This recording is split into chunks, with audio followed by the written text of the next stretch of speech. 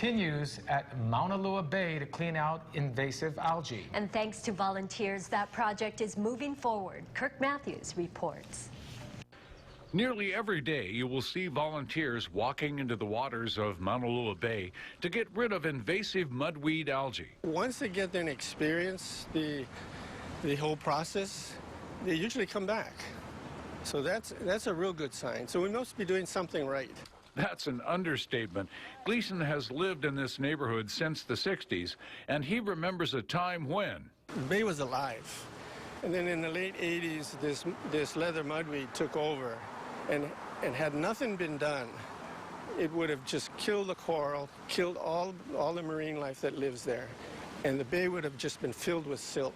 Instead, the bay and the surrounding waters have seen a regeneration of native algae, the kind that provides food for reef fish.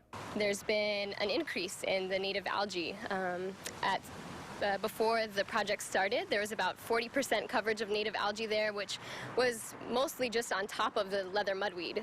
Since the project started to remove the invasive algae, a project called the Great Hookie, native algae have increased to cover more than 50% of the reef, and it's growing all the time.